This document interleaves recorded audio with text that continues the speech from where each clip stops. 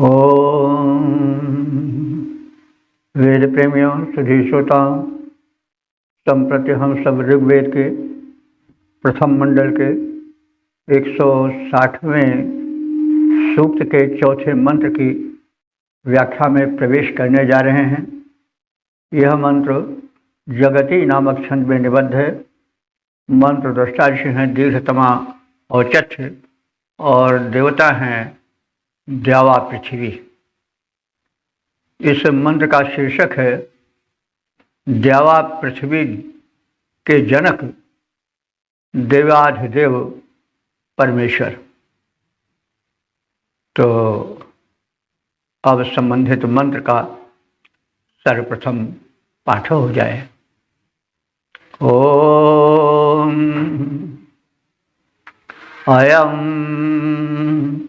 देवानामपस्तमो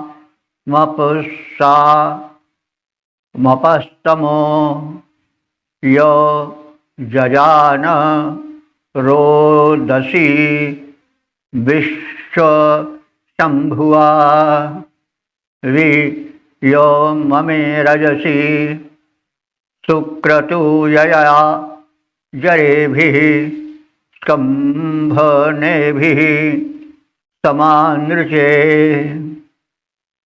शब्दार्थ और भावार्थ से परिचय प्राप्त करें तो इस मंत्र में ऋषि ने द्यावा पृथ्वी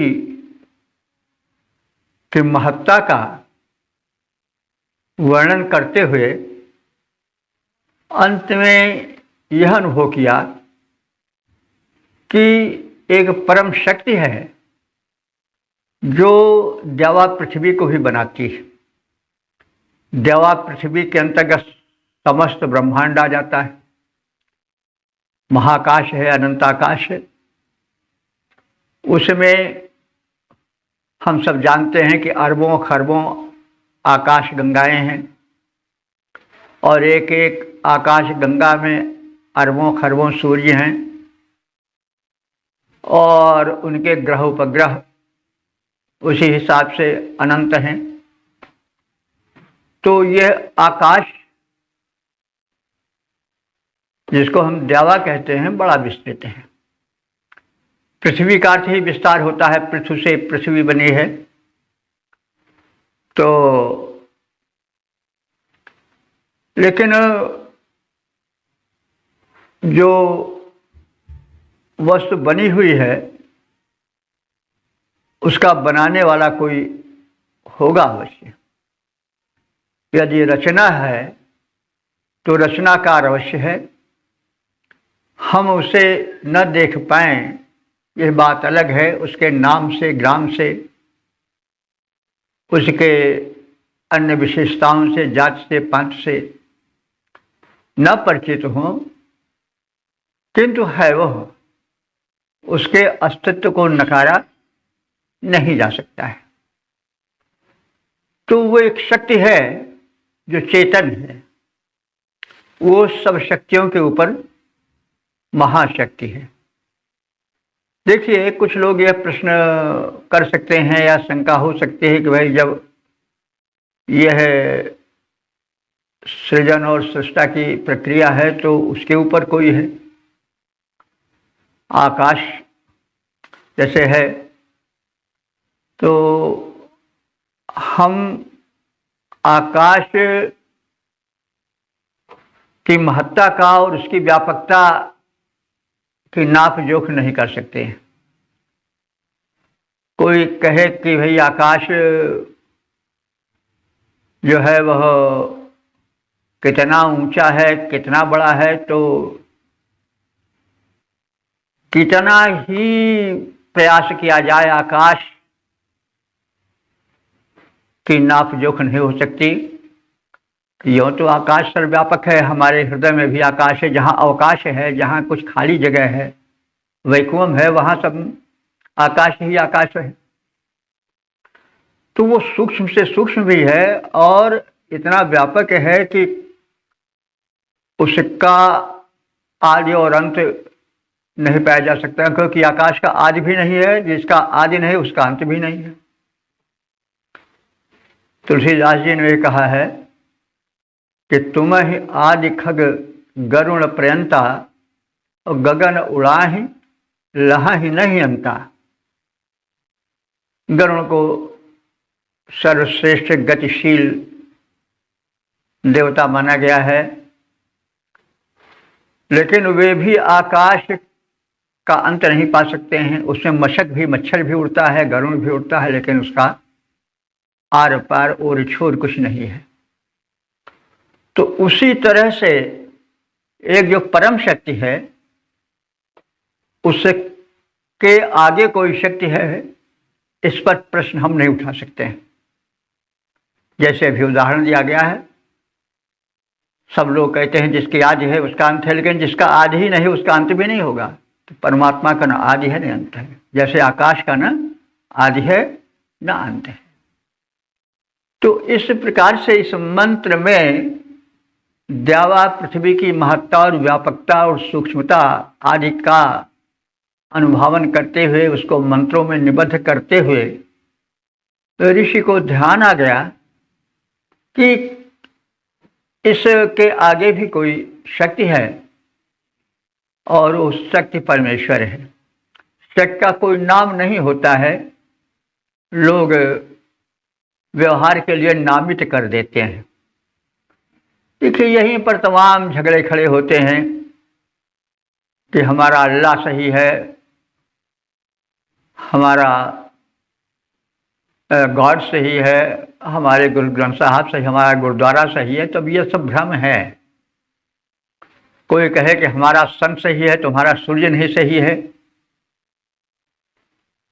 हमारे एयर, हमारा वाटर ठीक है, तुम्हारा पवन और जल नहीं ठीक है। तो ये कोई बात तो हुई नहीं, ये तो एक भ्रम है। अगर हम कहें तो मूर्खता भी कह सकते हैं, नासमझी भी कह सकते हैं। तो एक परमेश्वर एक शक्ति है, परम शक्ति है, उसके आगे कोई शक्ति नहीं है। तो कुछ इन्हीं सब विचारों का समन्वय, समवाय इस मंत्र में हुआ है। अब शब्दार्थ और व्याख्या उसी के प्रस्तुत होने जा रही है। यह माने जो परमेश्वर, जो परम शक्ति परमात्मा विश्वम्भुवा, विश्वम्भुवा माने विश्व को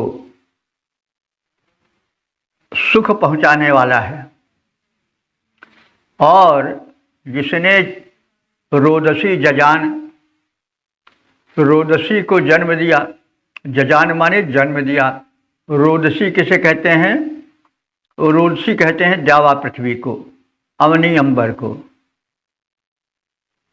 पृथ्वी को, आकाश को। तो रोदसी एक शब्द है जिसमें अवनी अंबर या धरती या आकाश दोनों का बोध हो जाता है। संस्कृत में ऐसे कुछ शब्द हैं, जैसे पितर शब्द है, पितर का अर्थ होता है माता पिता दोनों, उस एक ही में बोध हो जाता है। इसी प्रकार से दिवस में भी हम देखते हैं, दिवस में दिन और रात दोनों आ जाते हैं, क्योंकि एक दिन होगा बीत गया 24 घंटे का। तो ऐसे कुछ शब्द हैं जिसमें दो का बोध हो जाता है। तो रोदसी धरती और आकाश, अवनी अंबर अथवा द्यावा पृथ्वी दोनों का समवाय है। तो जिस परम शक्ति परमात्मा ने रोदसी को, अवनी और अंबर को, धरती और आकाश को जजान माने जन्म दिया, और यह विश्वम्भुवा जो कि संपूर्ण चराचर जगत को सुख पहुंचाने वाला है, यह जिस परम शक्ति परमात्मा ने सुक्रतु यया उत्तम कर्म करने की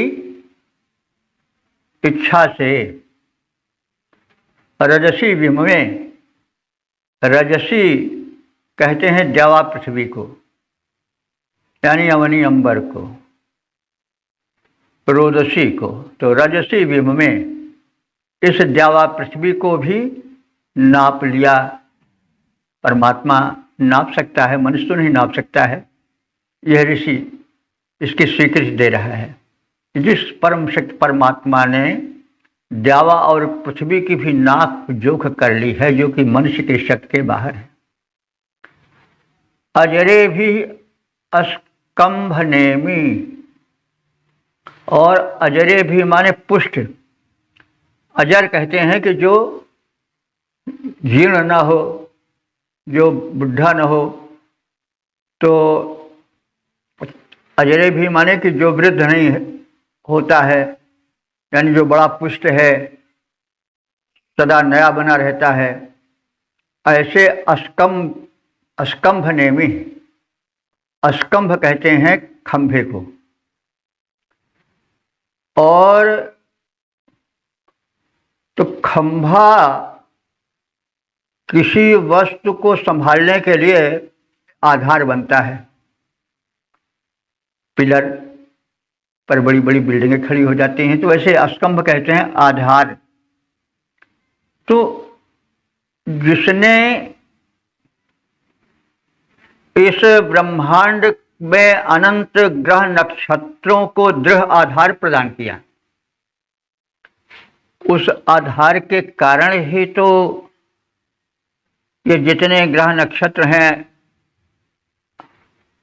असंख्य, वे सब टिके हुए हैं, कहीं किसी से टकराते नहीं हैं। तो उसका जो आधार है, स्तंभ है, वो अजर है, मेरे नित्य युवा रहने वाला, अर्थात दृढ़ है, सुदृढ़ है। तो जिस परब्रह्म परमेश्वर ने पुष्ट आधारों से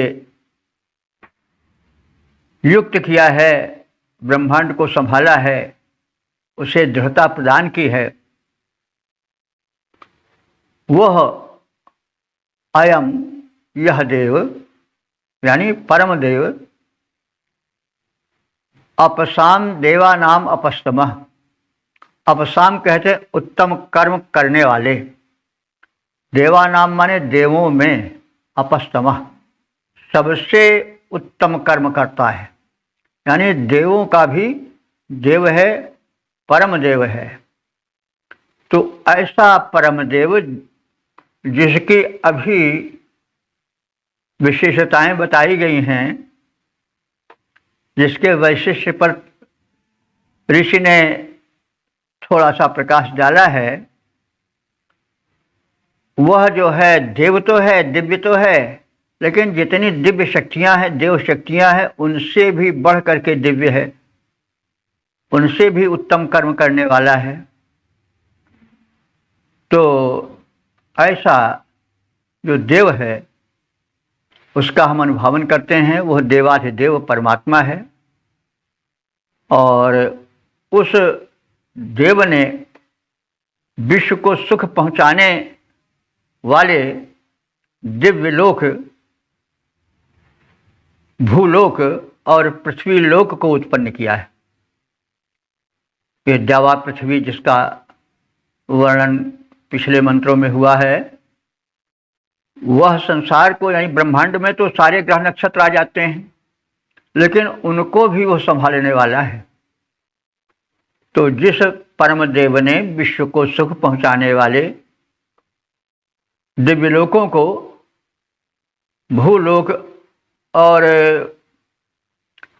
अनंत लोकों में विस्तृत ब्रह्मांड को उत्पन्न किया है, द्यावा पृथ्वी को उत्पन्न किया है, जिस परम देव ने श्रेष्ठ कर्म करने की इच्छा से द्यावा पृथ्वी की नाप जोख कर डाली है, यानी द्यावा पृथ्वी में खास तौर से द्यावा का तो नाप जोख, जैसे पहले कहा गया है, संभव ही नहीं है। कितना बड़ा है ब्रह्मांड कोई जान नहीं सकता है, लेकिन वो सबकी तरह नहीं है, सर्वोत्तम है, परम देव है, देव ही नहीं परम देव है। उसने जो है वह इस द्यावा पृथ्वी को अनंत ब्रह्मांड को भी नाप लिया है।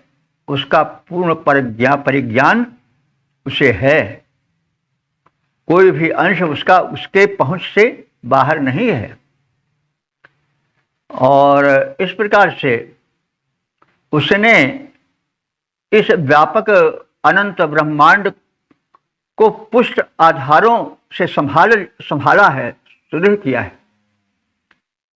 अब वो शक्ति तो है ही है, तो जो बल्कि इसीलिए कहा गया है महाभारत में एक स्थान पर, यहाँ यक्ष और युधिष्ठिर का संवाद होता है, तो यक्ष ने प्रश्न किया कि कह मूर्खा, मूर्ख कौन है? तो युधिष्ठिर ने उत्तर दिया था कि नास्तिक को मूर्ख उच्यते। सबसे बड़ा मूर्ख कौन है? नास्तिक है। अरे भाई, एक सुई है, हम सुई को देखते हैं तो कहते हैं भाई इसका कोई बनाने वाला है, उस पर तो शंका नहीं करते हैं। लेकिन इतने व्यापक ब्रह्मांड को देखते हैं और उसमें एक व्यवस्था देखते हैं। कितना सिग्नल रहता है, लेकिन गाड़ियों में एक्सीडेंट हो जाता है। लेकिन इस ब्रह्मांड में कभी सूर्य से तो कोई नहीं टकराता दिखाई पड़ता, चंद्रमा से कोई नहीं टकराता दिखाई पड़ता है। दिन रात के होने में कहीं रंच मात्र का भी अंतर नहीं है कि सूर्योदय में थोड़ा फर्क पड़े या सूर्यास्त में फर्क पड़े। एक निश्चित समय पर सब सधा हुआ है।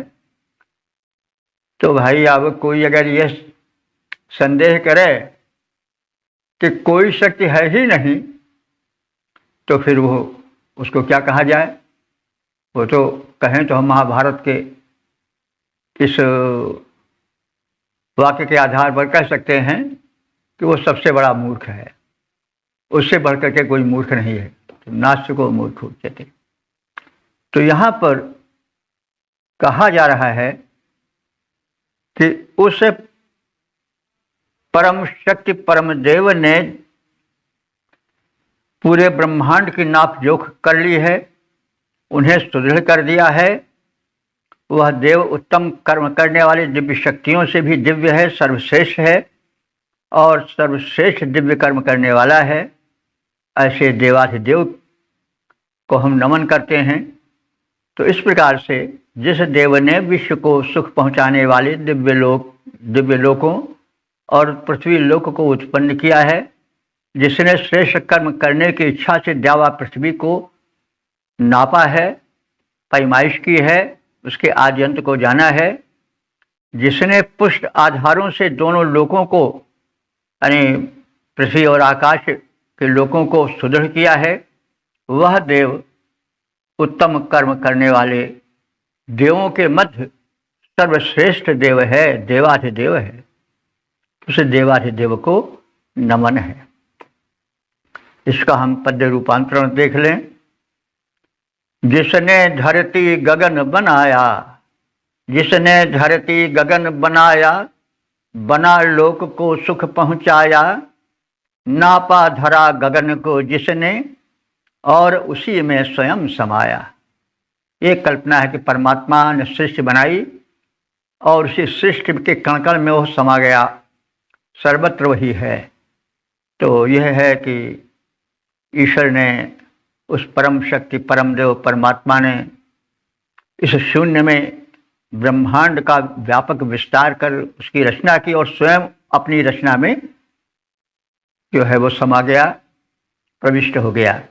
तो वही बात कही जा रही है कि जिसने धरती गगन बनाया, बना लोक को सुख पहुँचाया, नापा धरा गगन को जिसने और उसी में स्वयं समाया, जिसने धरती गगन टिकाया, आधारों को पुष्ट बनाया, श्रेष्ठ कर्म करता देवों में वह देवाधिदेव कहलाया। श्रेष्ठ कर्म करता देवों में वह देवाधिदेव कहलाया। जिसने धरती गगन बनाया, बना लोक को सुख पहुँचाया, नापा धरा गगन को जिसने और उसी में स्वयं समाया। ओम वेद प्रेमियों, सुधी श्रोताओं, संप्रति हम सब ऋग्वेद के प्रथम मंडल के 160वें सूक्त के 5वें मंत्र की व्याख्या में प्रवेश करने जा रहे हैं। यह मंत्र जगती नामक छंद में निबद्ध है। मंत्र दृष्टा ऋषि हैं दीर्घतमा उचथ और देवता हैं द्यावा पृथ्वी। संबंधित मंत्र का शीर्षक है द्यावा पृथ्वी हम उपासकों को अनुदानित करे। अब संबंधित मंत्र का प्रथम पाठ हो जाए। ओम ते नो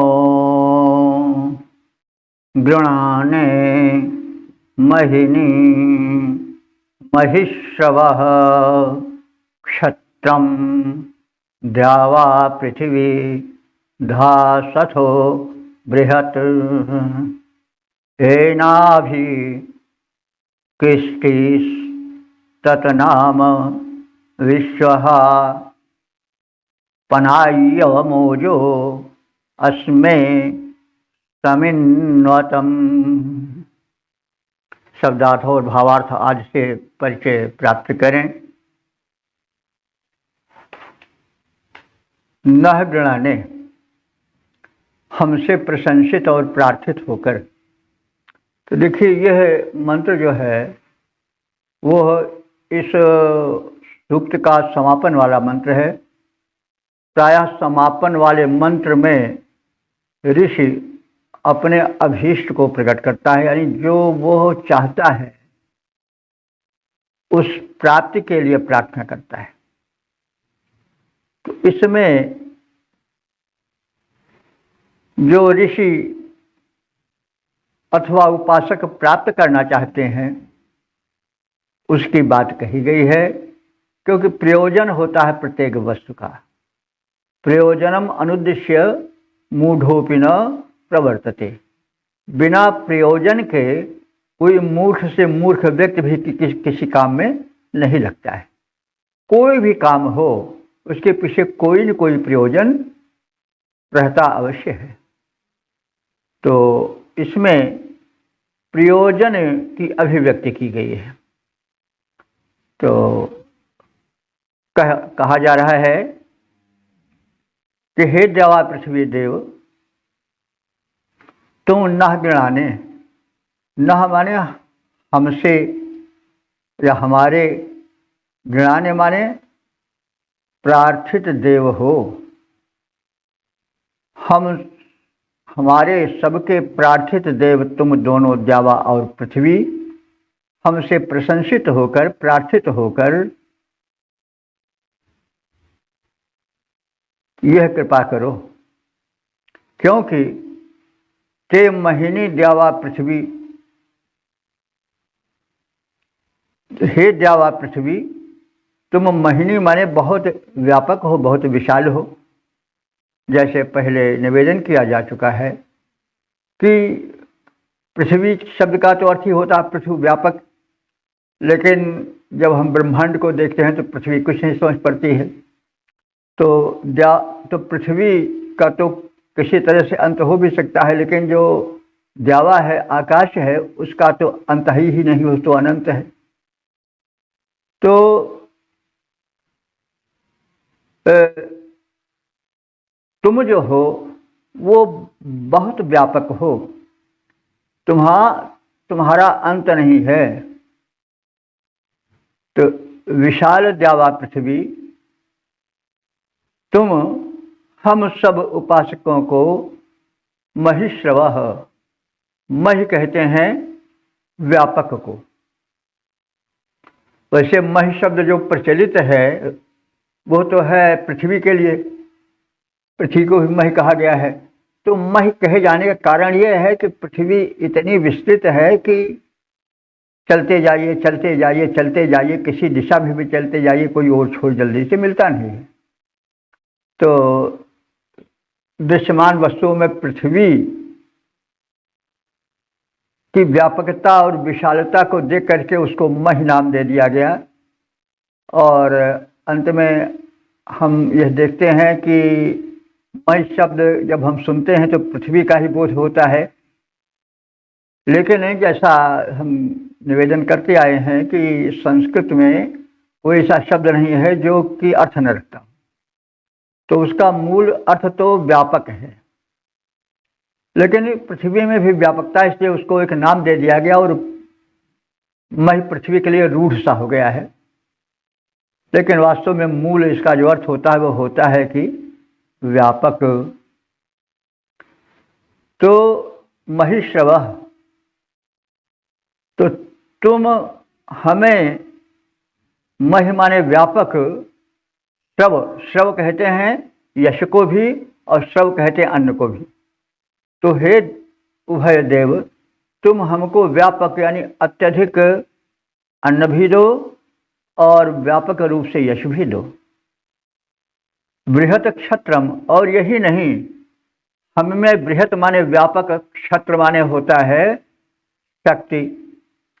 क्षत्र शब्द तो बड़ा प्रचलित है, हम लोग क्षत्र कहते हैं क्षत्र, और क्षत्रिय शब्द उसी से बना है, लेकिन इसका व्युत्पत्ति परक अर्थ यह होगा कि क्षतात् त्रायते इति क्षत्र, जो क्षत्र से यानी क्षति से रक्षा करे वही क्षत्र है।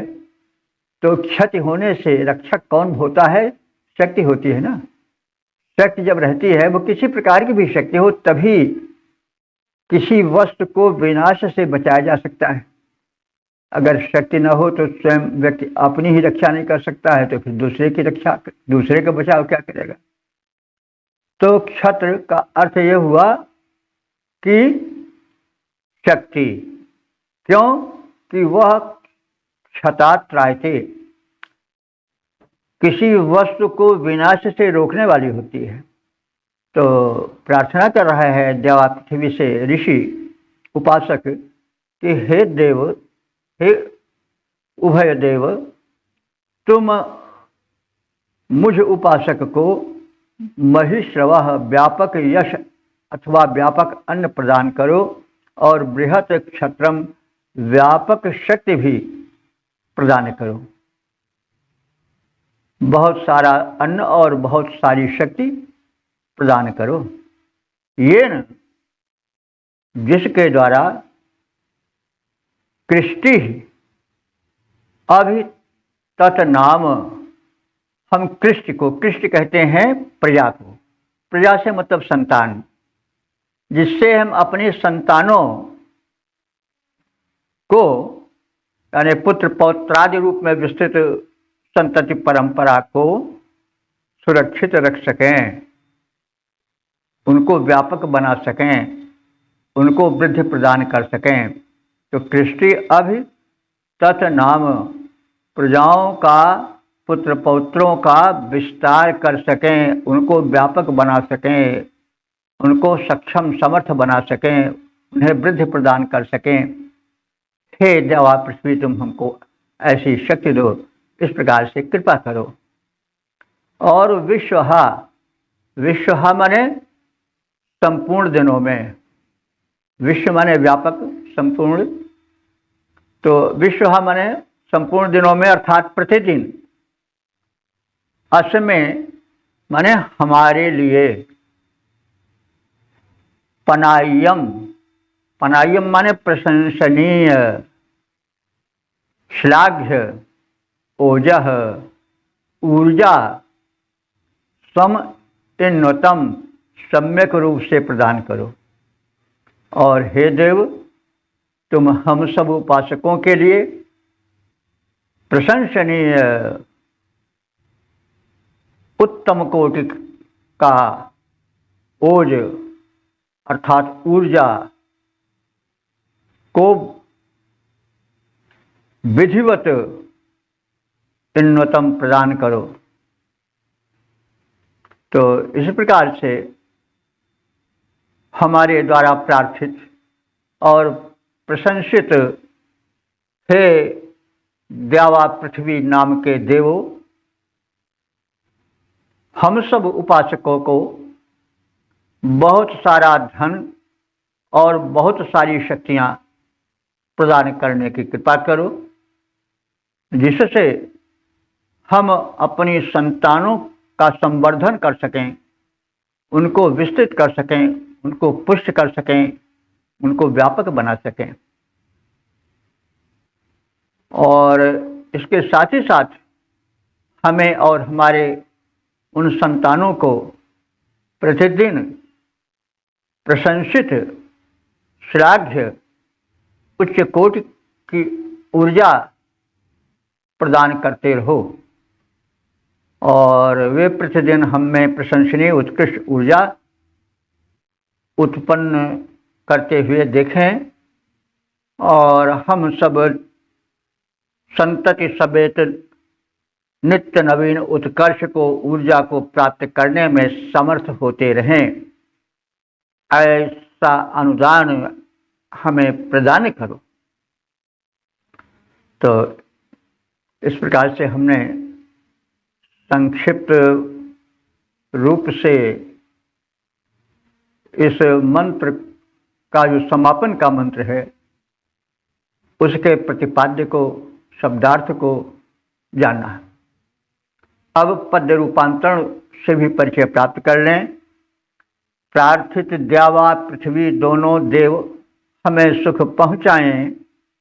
प्रार्थित द्यावा पृथ्वी दोनों देव हमें सुख पहुँचाएं, हो करके प्रसन्न हम सब पर अपनी कृपा दृष्टि बरसाएं। प्रार्थित द्यावा पृथ्वी दोनों देव हमें सुख पहुँचाएं, हो करके प्रसन्न हम सब पर अपनी कृपा दृष्टि बरसाएं, अपनी कृपा दृष्टि दौड़ाएं। हमें अमित धन और अमित बल, विक्रम ओज प्रदान करें, जिससे हम संतान बढ़ाएं, उनमें तेज अनंत भरें। द्यावा पृथ्वी देव उभय ये हमें पूर्ण संपन्न करें, हमें पूर्ण संपन्न करें। वे हम में उत्कृष्ट ऊर्जा, श्लाघ्य, तेज, बल, वीर्य भरें। वे हम में उत्कृष्ट ऊर्जा, श्लाघ्य, तेज, बल, वीर्य भरें। तो इस प्रकार से हमने ऋग्वेद के प्रथम मंडल के 160वें सूक्त के 5वें मंत्र की व्याख्या से परिचय प्राप्त किया। जैसा निवेदन किया गया है, यह मंत्र इस सूक्त का समापन वाला मंत्र है। इसमें अपने इच्छित बल, बुद्धि, वृद्धि और संतानों के उन्नतशील, उन्नत जीवन को देखने की इच्छा प्रकट की गई है और उससे संबंधित बल, ओज, वृद्धि की प्रार्थना की गई है। तो अब इसके पश्चात हम इस सूक्त का संक्षिप्त परिचय प्राप्त कर लें। तो जैसा पूर्व निवेदन किया गया है कि यह जो सूक्त है वो ऋग्वेद के प्रथम मंडल का 160वां सूक्त है। इसमें कुल 5 मंत्रों का समावेश है। अब तक जो मंत्र कुल व्याख्यायित हो चुके हैं उनकी संख्या है 1666 और अब हम इस सूक्त विशेष का भी संक्षिप्त परिचय प्राप्त करें। जैसा पूर्व निवेदित है कि यह ऋग्वेद के प्रथम मंडल का 160वां सूक्त है। इसमें 5 मंत्र हैं। 5 मंत्र के दृष्टा ऋषि हैं दीर्घतमा औचथ्य और छंद 5 मंत्रों में जो प्रयुक्त हुआ है वह जगती है और देवता हैं द्यावा पृथ्वी। द्यावा पृथ्वी का परिचय हम पर्याप्त मात्रा में जान चुके हैं। फिर भी एक बार थोड़ा सा और जान लें। द्यावा कहते हैं आकाश को, जिसके अंतर्गत अनंत ब्रह्मांड, असंख्य आकाश गंगाएं, सूर्य, ग्रह, नक्षत्र, उपग्रह भरे पड़े हुए हैं। तो द्यावा वह है, पृथ्वी हमारी वह भूमि है, आधार भूमि है जिस पर हम प्राणी रहते हैं। तो पृथ्वी को माता कहा गया है और द्यावा को पिता कहा गया है। कारण यह है कि दिव्य शक्तियां जो हैं अनंत ग्रह नक्षत्र से शक्ति का क्षरण होता रहता है और वो शक्ति आकाश में, अंतरिक्ष में सूक्ष्म रूप से तैरती रहती है। किरणों के माध्यम से, वृक्ष के माध्यम से वह शक्ति जो है वो पृथ्वी पर आती है। तो कहा गया है इस सूक्त में भी और भी सूक्तों में, अथर्ववेद में भी कहा गया है, माता भूमि पुत्रोहम पृथिव्या, हम इस भूमि के पुत्र हैं और यह पृथ्वी हमारी माता है। देव न पिता पिपरतु, देव माने यह आकाश हमारा पिता है, ये दोनों मिलकर के हमारा पोषण करें। तो जैसे पिता ला करके माता को तमाम अर्जित संपत्तियां देता है और माता पुत्र पौत्रों संतानों को उनके पालन पोषण में शक्ति लगाती है, वैसे ही आकाश जो है द्यावा, वह अनंत ब्रह्मांड में जो ऊर्जा क्षरण होता रहता है उसे प्राप्त करता है दिव्य शक्तियों से। वही देव है, दिव्य शक्तियां ही देव है और पृथ्वी को सौंप देता है। पृथ्वी उसका अपने अंचल में संचय किए रहती है और अंकुरण के माध्यम से उत्पन्न होने वाले फल फूल अन्न आदि के रूप में प्राणियों के विकास के लिए, उनके पोषण के लिए, उनके उदर भरण के लिए वह सामग्री देती रहती है। आप सब जानते हैं कि जो कुछ ऊर्जा अंतरिक्ष में व्याप्त है उसे वृक्ष और वनस्पतियां शोषित करती हैं, ग्रहण करती हैं। कहा जाता है कैरोफिल नाम का एक ऐसा पदार्थ है जो कि सूक्ष्म शक्तियों को पदार्थ में परिवर्तित कर देता है। तो उस सूक्ष्म शक्ति से जिसको कि अंबर या आकाश ग्रहण करता है दिव्य शक्तियों द्वारा, उसको वो धरती को सौंप देता है। धरती उसका संचय करती है और अंकुरण के माध्यम से वृक्ष जब बन जाते हैं, लताएं या फसलें बन जाती हैं उपज होकर के, तो उनमें वह शक्ति समा जाती है और वह ऊर्जा पदार्थ में परिणत हो जाती है। और उस पदार्थ का सेवन करके जो फल जीवी हैं, वनस्पति जीवी हैं, वे जीव जीवन ग्रहण करते हैं, शक्ति ग्रहण करते हैं और उन फलाहारी जीवों का भक्षण करते हैं मांसाहारी, और वही शक्ति उनमें स्थानांतरित होती है। यह सब व्यवस्था है उस व्यवस्था पर की। अगर सब फलाहारी होते तो फल इतना कहाँ मिलता, और सब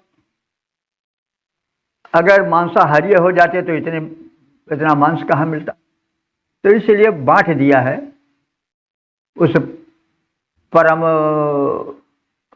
प्रबंधक परमात्मा ने कि फलाहारी और मांसाहारी दोनों तृप्त होते रहें। ऊर्जा का स्रोत जैसा बताया गया है कि वह गगन है जो कि संचित, जो ग्रहण करता है अनुदानों को ग्रह नक्षत्रों के द्वारा, और उसे वृक्ष वनस्पतियां आदि ग्रहण कर लेती हैं और फल फूल अन्न रूप में परिणत कर देती हैं। उसको खा करके फलाहारी जीवित रहते हैं और फलाहारियों का भक्षण करके मांसाहारी जीवन प्राप्त करते हैं। यह एक साइकिल, एक क्रम चलता रहता है। तो इस प्रकार से द्यावा पृथ्वी की महत्ता को ऋषि ने प्रतिपादित किया है और उनमें देवत्व स्थापित किया है, क्योंकि ऋषियों ने जिनसे पाया उनके प्रति कृतज्ञता ज्ञापित किया और उनमें देवत्व स्थापित किया। देखिए कितनी वैज्ञानिक पद्धति है ये। यही साक्षात देवत्व है और देवत्व की उपासना है। और तो कल्पित हैं, मंदिर मस्जिद गुरुद्वारे आदि जो हैं वो कल्पित हैं, उनमें हम प्राण प्रतिष्ठा करते हैं। एक अरे भाई हम तो उसके सेवक हैं, हम उस परमात्मा को क्या प्राण देंगे। लेकिन ये भक्ति भाव से भर करके हम मूर्ति में प्राण प्रतिष्ठा कर देते हैं और उसमें ईश्वरत्व है और उसके आगे हाथ जोड़ करके निवेदन करते हैं। श्रद्धा और भाव ही परिणत हो जाता है सिद्ध में। सिद्धियां भी मिलती हैं उससे, ऐसी बात नहीं है। अपनी अपनी पद्धति है, उसमें हमें विशेष नहीं कहना है। कुछ पूजा पद्धतियां हैं, लेकिन ये जो वैदिक पूजा पद्धति है ये सर्वोत्तम है, क्योंकि इसमें कोई मतभेद नहीं। सूर्य सबको रोशनी देता है, चाहे हिंदू हो, मुस्लिम हो, सिख हो, ईसाई हो, चाहे पशु हो, चाहे पक्षी हो, चाहे वृक्ष लता हो, वो सबको जीवन देता है, सबके आंगन में चमकता है। अब ये मतभेद तो मूर्खता सा समझ पड़ता है। कोई कहे कि हमारे आंगन का ही सूर्य श्रेष्ठ है, तुम्हारे आंगन का सूर्य है ही नहीं। तो ये कुछ वैसे ही है जैसे हमारा गॉड ही सही है, हमारा अल्लाह ही सही है, तुम्हारा राम गलत है, तुम्हारा कृष्ण गलत है। तो ये सब तो कुछ उसी प्रकार से मूर्खतापूर्ण बातें हैं। असलियत तो यह है कि शक्ति का कोई नाम नहीं है, और नाम देते हैं लोग तो अपने अपने अनुसार देते हैं, लेकिन रूप में कोई परिवर्तन नहीं होता। इसलिए इस विषय में धार्मिक जो उलझन और मतभेद होता है यह गलत है, और यह मूर्खतावश या ज्ञानवश हम इस मूर्खता में फंसते आए हैं। और यह बहुत समय से चला रहा है कि धर्म के नाम पर बड़ा खून बहाया गया। जितना खून धर्म के नाम पर बहा है उतना और नाम पर नहीं बहा, और यह अज्ञानता है। हम अगर वैदिक उपासना परंपरा कायम कर दें तो फिर सारा मतभेद समाप्त हो जाएगा, क्योंकि सूर्य सबके हैं, चंद्रमा सबके हैं, पृथ्वी सबके हैं, जल सबके हैं, समीर सबके हैं, वो सबको समान रूप से जीवन देते हैं, उसमें दो मत नहीं है। और सब पूजा पद्धतियाँ तो एक मानी हुई स्थापित हैं, वो मौलिक या मतलब स्वतंत्र नहीं है। ये प्राकृतिक उपचार है। तो मेरे विचार से अगर आज वैदिक धर्म का पुनः स्थापन हो जाए तो तमाम मतभेद मिट सकते हैं। इन मतभेदों से लोग पहले भी त्रस्त थे, आज भी त्रस्त हैं। आज भी हिंदू मुस्लिम सिख ईसाई का सब चलता रहता है मतभेद। तो ये सब नहीं होना चाहिए। तो इस सूक्त के प्रथम मंत्र में द्यावा पृथ्वी की महत्ता का वर्णन किया गया है। दूसरे मंत्र में द्यावा पृथ्वी प्राणियों का पुत्रवत पालन पोषण करते हैं।